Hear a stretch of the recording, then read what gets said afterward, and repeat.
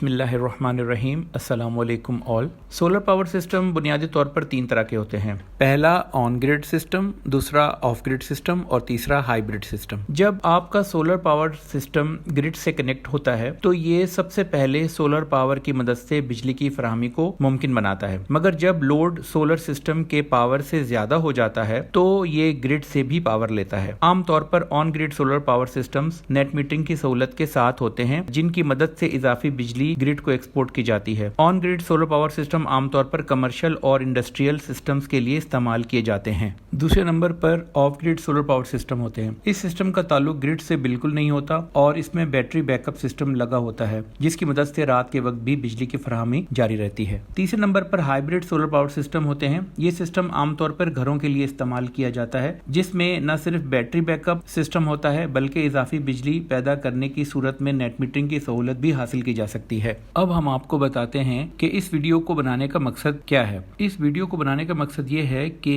PV genset controller किसी on grid power system के लिए क्यों जरूरी है। ग्रिड टाइड सोलर इन्वर्टर खतरनाक बैल की तरह होते हैं और उनको कंट्रोल करने के लिए पीवी जेनसेट कंट्रोलर बनाया गया है। ग्रिड टाइड सोलर इन्वर्टर को ये नहीं मालूम होता कि उसके रेफरेंस ग्रिड से या फिर जनरेटर से आ रहे हैं, लिहाजा उसको पहले प्रोग्राम किया जाता है। पहले अंडर फ्रीक्वेंसी सेट पॉइंट्स डाले जाते हैं, ओवर फ्रीक्वेंसी सेट पॉइंट्स भी डाले जाते हैं, इसी तरह से अंडर वोल्टेज सेट पॉइंट्स और ओवर वोल्टेज सेट पॉइंट्स भी डाले जाते हैं। करेक्ट फेज सीक्वेंस भी इससे पहले इसमें सेट किया जाता है। तकरीबन 9 ऐसे सिनेरियोज हैं जिनकी मदद से सोलर इंजेक्शन को कंट्रोल किया जाता है। सबसे पहला कि अगर ग्रिड अवेलेबल हो और नेट मीटरिंग इंस्टॉल हो। दूसरा सिनेरियो ये है कि अगर ग्रिड अवेलेबल हो मगर नेट मीटरिंग इंस्टॉल ना हो। और तीसरा सिनेरियो ये है कि ग्रिड अवेलेबल हो, नेट मीटरिंग भी इंस्टॉल हो, मगर सोलर इंस्टॉलेशन ज्यादा हो और ग्रिड को सिर्फ सैंक्शन पावर एक्सपोर्ट किया जा सकता हो, वगैरह वगैरह। ऑन ग्रिड सिस्टम जो कि ऐसे एरियाज में लगे हैं जहां ग्रिड स्टेबल नहीं होती, वहां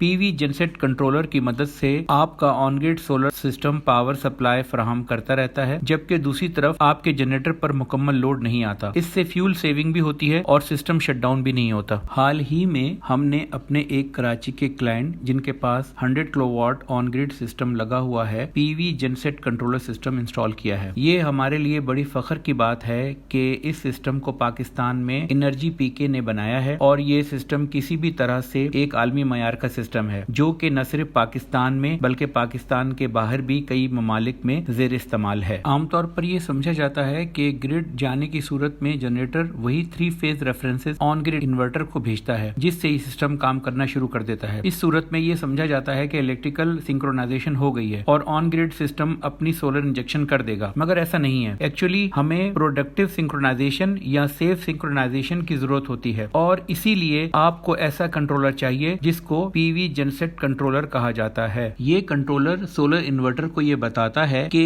इस टाइम पर इन्वर्टर ने कितनी इंजेक्शन करनी है और अगर उसने इंजेक्शन करनी है तो उसको ये भी बताएगा कि उसने इसको एक्टिव पावर देनी है या रिएक्टिव पावर देनी है और उसकी रेशो क्या रखनी है, और अगर रिएक्टिव पावर है तो उसको लीडिंग में करना है या लैगिंग में करना है, और उसको बताता है कि उसके पीछे सोर्सेज कौन से चल रहे हैं और लोड कौन सा चल रहा है। लिहाजा ये कंट्रोलर किसी भी तरह के मसाइल पैदा नहीं होने देता, ना तो लोड की तरफ और ना ही ग्रिड की तरफ, और यही कंट्रोलर का मैजिक है। उम्मीद है कि आपके लिए ये मालूमात बहुत फायदेमंद होगी और इस सिलसिले में अगर आपकी कोई क्वेरी हो तो डिस्क्रिप्शन में दिए गए नंबर पर क्वेरी कर सकते हैं और इस सारे सिस्टम को समझने में हम आपको मदद दे सकते हैं। अस्सलाम वालेकुम व रहमतुल्लाह।